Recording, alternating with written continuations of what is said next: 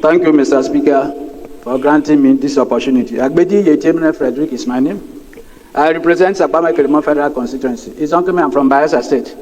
Mr. Speaker, honorable colleagues, I also come under the same order as well as Order 4 of our standing rules. Mr. Speaker, why I'm coming again is simple. You are a man who have given leadership to this House. You have led us well, even in times that there are bills that were very challenging to the nation and to this country. You have shown, and your leadership has made Nigerians to have confidence in this House. Mr. Speaker, the issue we are debating right now in second reading is a constitutional matter, and Constitution has prescribed what and what to do, Mr. Speaker. It is in the integrity and interest of this House, Mr. Speaker, for you to announce the quorum as we are seated, so that Nigerians will know that we are not circumventing the Constitution. So, Mr. Speaker, honorable colleagues, this is not about either supporting or opposing what Mr. President has said, but because of your impeccable leadership, the kind of leadership you have given to us in this House, and the kind of leadership that Nigerians have come to believe in, Mr. Speaker, it is good enough, and I urge you that we comply strictly with the Constitution by first transparently announcing the quorum as it is now for us to go into this debate. I so move, Mr. Speaker. Thank you for the opportunity. Thank you, Honorable Abedi, for your contribution. I want to assure you, we will not do anything that will undermine the Constitution of the Federal Republic of Nigeria. Whatever we are going to do today will be in total compliance. So please be rest assured of that. Honorable Wase. Mr. Speaker, respected colleagues, my name is Ahmed Idris, representing Wase, Federal Constituency, Plateau State.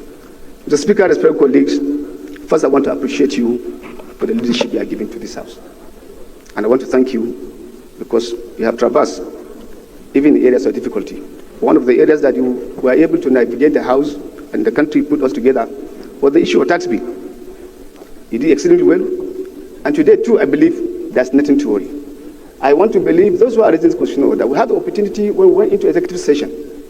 Some of the things that we discussed are things that I thought is a win-win situation.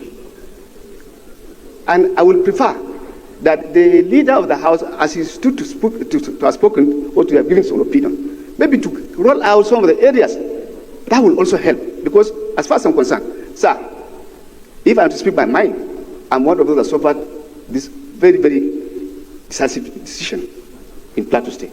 But Plateau State got better after the state of emergency. In fact, I was taking review with myself, my colleagues yesterday, what really happened. I was in government, I was part of the government, I benefited, but after that one, we know the impact of it.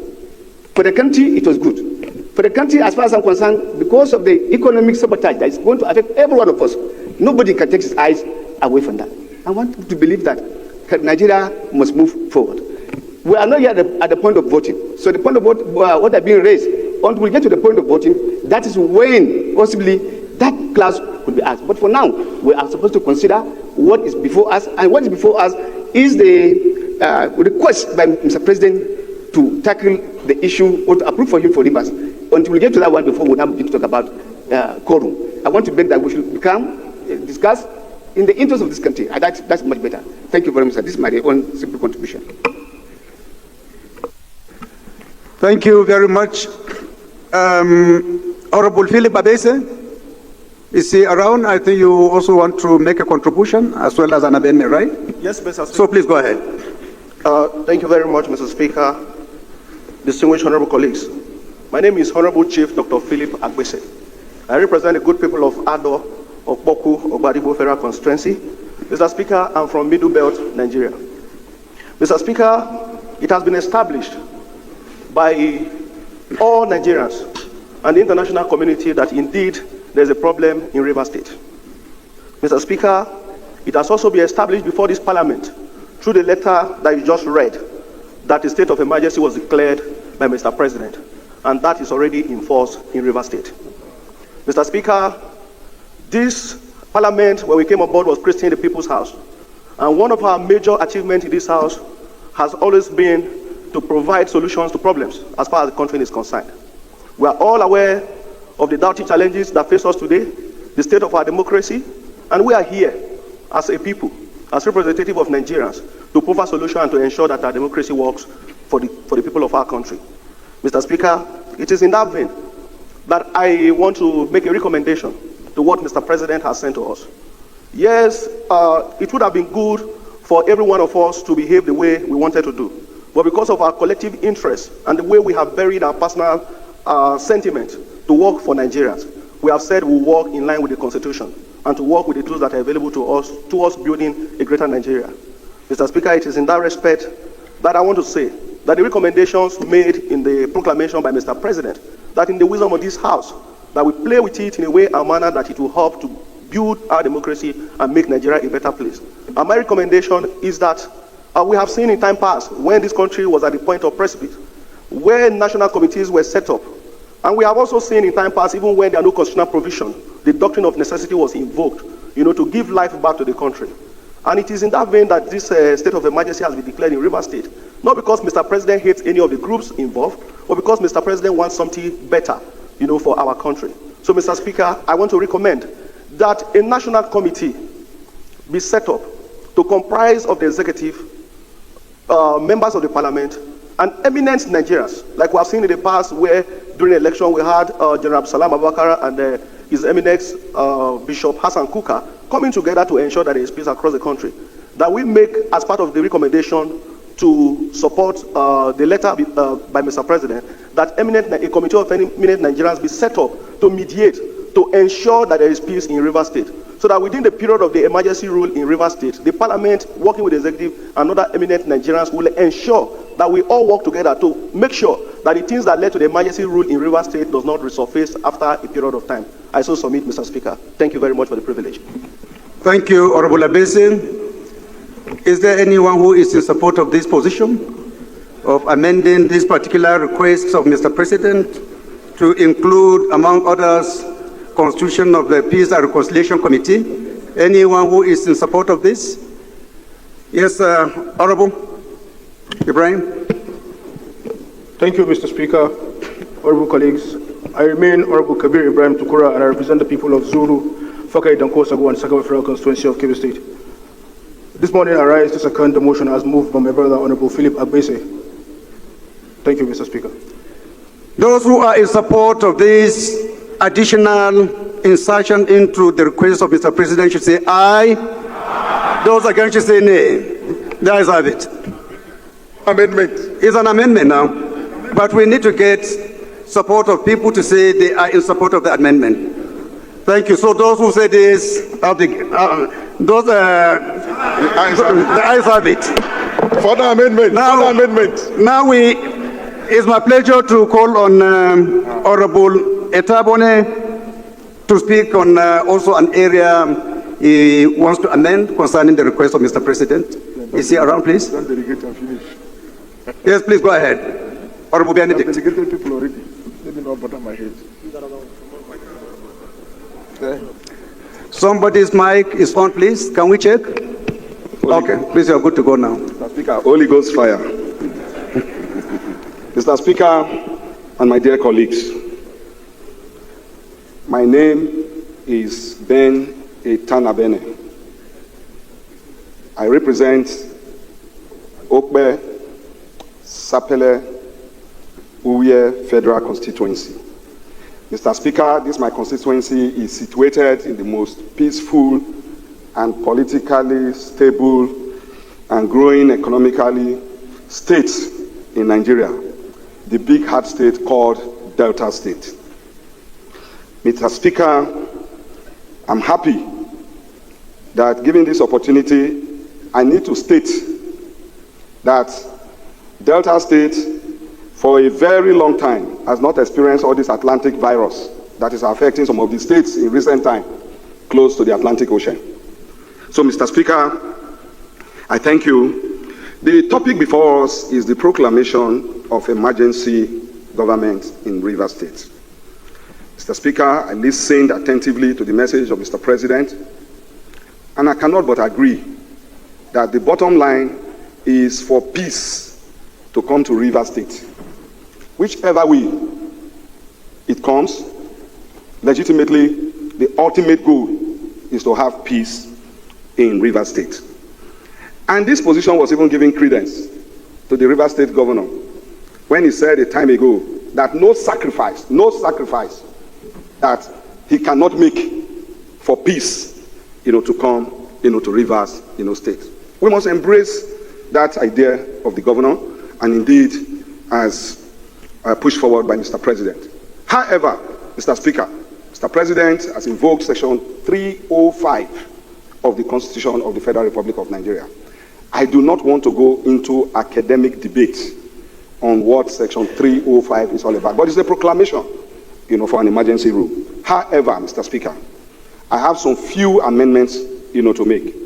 Section 305 cannot be read in isolation of Section 11, subsection 4 of the same Constitution, and that deals with, if you permit me to read, that at any time when any House of Assembly of a state is unable to perform its function, by reason of the situation prevailing in that state, the National Assembly may make such laws for the peace, order, and good government of that state with respect to matters on which a House of Assembly may make laws as may appear to the National Assembly, for on and on. But the bottom line here is, I listened to Mr. President's proclamation where he said that the sole administrator will be reporting to the Federal Executive Council. Mr. Speaker, I disagree, with that position, and insist that the provision of Section 11.4 of the Constitution should take precedence over that. Mr. Speaker, I so move. Any seconder to this additional prayer? This particular area, let me recognize Honorable Deacon. Thank you very much, the Right Honorable Speaker. My name is Achike John Okafor, PhD, and I rise this solemn day to second the motion that Section 11, subsection 4 of the Constitution should be taken into effect. I so second that motion as ably moved. Thank you, Mr. Speaker.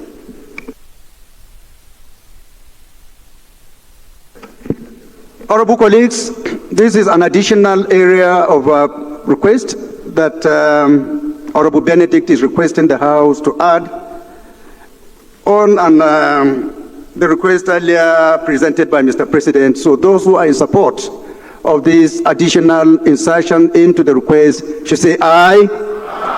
Those against should say nay. That is it. We have another honorable colleagues who have shown interest to also contribute in the amendment of this request from Mr. President. It's my honor and privilege to call on the Minority Whip of the House, Honorable Ali Jesse, to give his to move his amendment. Thank you, Mr. Speaker. My very respected honorable colleague, I remain Ali Sajesi, PhD, representing Balangabili, the Federal Constituency. Mr. Speaker, I am from Gombe State. Mr. Speaker, I believe with strong commitment, the matter in Rivers can be resolved within the shortest period of time. I believe that matter can also be resolved maybe next week or upper week, which I believe if the President showed commitment and all the leadership too has shown commitment, we don't need to wait for a longer period of time. Within the shortest period of time, the matter can be resolved. So I believe the President should be given opportunity to amend, retain the positions of declaration, but with review of the state of emergency at any given time. That the House direct the declarations of the state of emergency stated for the stated period, but the President can terminate, review the state of emergency at any time within the period, but not later than 6 months. I so move, Mr. Speaker. Thank you. So if I get what you are trying to say, Honorable Ali Jesse, is that, hold on, honorable colleagues, you are saying that the President doesn't need to wait until the expiration of the 6 months before he can lift this suspension, right? That if by tomorrow Rivers State we wake up and everything is okay, he has the right to say, okay, the state of emergency should come to an end.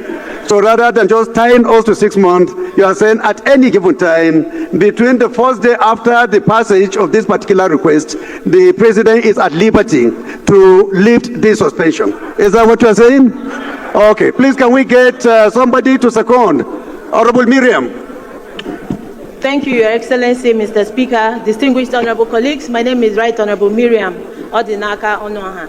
I represent Isi Alambano, Onimo, Okigwe Federal Constituency. I am from Imo State. This morning I rise to second this motion as moved by my brother Ali Jesse that this House do support the proclamation in view that it could be reviewed shorter than the 6-month period when the two parties come to table, whether it's tomorrow or even earlier than that. I so second, Mr. Speaker. Thank you. Those in support of this request should say aye. Those against should say nay. That is it. Any more contributions? Any more contributions? So we put the question. Are we ready for the question? Are we ready? Those in support of this request of Mr. President as amended should say aye. Aye. Those in support of this request from Mr. President as amended should say aye. Those against should say nay. That is it. Thank you very much. Clerk.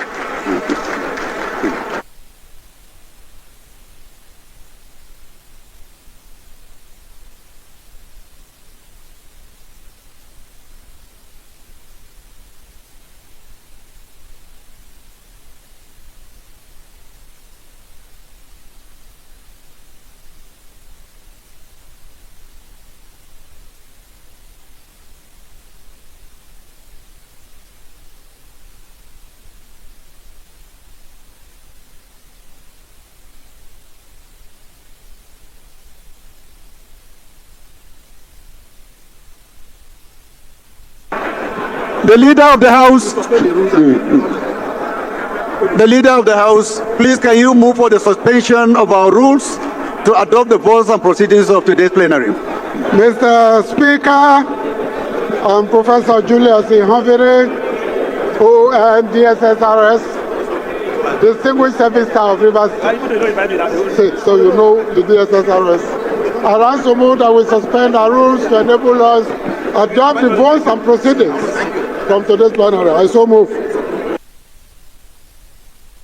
The leader of the minority. Order, please. Honorable colleague, please be seated, please. Thank you, Mr. Speaker. My dear colleagues, I rise to second the motion as moved by the House leader. Mr. Speaker, my dear colleagues, I so second. Those in support of this motion should say aye. Those against should say nay. That is it. Order, please. Leader of the House, can you move for the House? Honorable colleagues, please be seated. So, guys, that's the House of Assembly supporting the state of emergency that has been declared on Rivers State. We all know what happened yesterday and the day before yesterday, that an ex-naval man has been asked to take over the leadership of Rivers State. But like I always tell you people, that what is even troubling is that the person who is supposed to take over from Fubara is a Wike friend, a close ally to Wike, and that has raised a whole lot of question.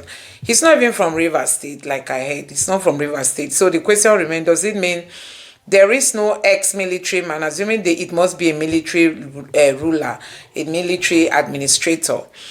Is there no retired military man? Is there no retired naval man in Rivers State that would have replaced Fubara? Anyway, possibly, like somebody said, that possibly all those ex-retired military officers are on the side of Fubara.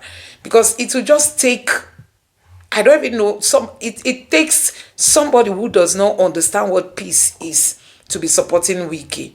So I believe that if Rivers State has a lot of ex-security agents, that are on retirement, they must be supporting Fubara. And that is why Tinubu couldn't find anybody in Rivers State to use. He now had to go far to go get somebody to come and take over Rivers State. So, guys, there have been a whole lot of foul play.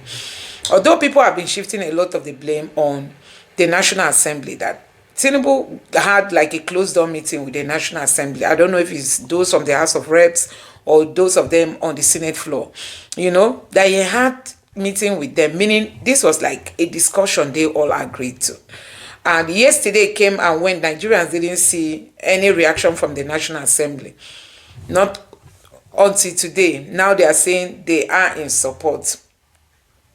They are in support of the state of emergency in Rivers State, but they believe that Tinubu can just decide, even without waiting for the 6 months to expire. He can just wake up today, tomorrow, and say, okay, let the state of emergency be taken down, let normalcy be returned, and all that. So you see, these people always have a crafty way to address issues. Now they are beginning to understand that the Constitution does not give it a backing. And the only way they can excuse themselves is, yes, Tinubu has given this order, but he can still change it if he feels he wants to change it without waiting for the expiration of that 6 months. You know, Fubara is supposed to be suspended, according to them, for 6 months. But they are saying that Tinubu must not wait until 6 months. Tinubu can just wake up tomorrow and, you know, remove the state of emergency and normalcy will be returned to Rivers State. So that's why people call these people rubber stamped. None of them could say, okay, this is where the Constitution empowers the president. Because these are the people proposing bills for us and signing them into laws. They don't even know what the Constitution is saying. They could not come out to tell Nigerians that the Constitution makes it clear that the president has the power to suspend. Nobody could, you know, back up his statement with any constitutional backing. No. Instead, they are claiming that, yes, Tinubu can sack somebody, and at the end of the day, he can also bring back the person whenever he wants, as he wants it. That's to tell you that, see, Nigeria, it has been captured. When Buhari was there, the same thing happened. People said, oh, Buhari, this Senate is a rubber stamp, House of Assembly is a rubber stamp. It's even worse now. That's to tell you that anybody that wins and comes into power must be the one that these people will be bowing to. And until we get a kind of leaders that will come into play and they will build strong institutions, they will end the influence of the executive on the legislature or legislatives. They will end their influence on these people so that they can freely make laws, they can freely take their stance, they can freely say what they want to say, you know, at the right time without any fear. Until we start building institutions that are strong to make decisions and take decisions on its own, I tell you, Nigeria cannot move forward. So you can see where they've left us. These people have finally come out now to back Tinubu's state of emergency in Rivers after how many days? Yesterday, Nigerians waited for them to come openly to say, okay, we are in support. They all kept quiet. Now they are coming out to support it, but they are saying that Tinubu can still change it at any time he wants. So, guys, that is the problem in Nigeria. Anyway, let me know what you have to say about this in the comment section below. It is so sad to see that where we are, there is no headway. We need a messiah in this country. And it's so sad that INEC has become an instrument that will make it difficult for this country called Nigeria to be liberated. Because if we can just vote for the right people, you know, if we can vote for the right people and bring them into power, there's nothing that makes Nigeria not to be outstanding. Somebody posted an image of a video from Addis Ababa. I was showing Addis Ababa. My God, you'll be wondering, is this in the US? Is this in Europe? You will not believe this is an African country. Nigeria is supposed to have passed this stage where it is today. But because of poor leadership, recently Tinubu released money to the company that his son or his family is a part of. You know, the company that is building the coastal highway that will go from Calabar to Lagos. Tinubu released, I think, 1 trillion naira to that company. Amidst Nigeria not having money, Tinubu wants to build that road at all costs because a company to which he's a party is the one constructing it. So they want to siphon from all corners. They want to siphon from all corners. So tell me why this country will not keep collapsing when we have self-centered leaders who don't even care about their people. Anyway, guys, let me know what you think about this in the comment section below. Please don't forget to subscribe to the channel, turn on the notification bell. Please give this video a like so that YouTube can recommend it to others, and drop your thoughts in the comment section below. Thank you.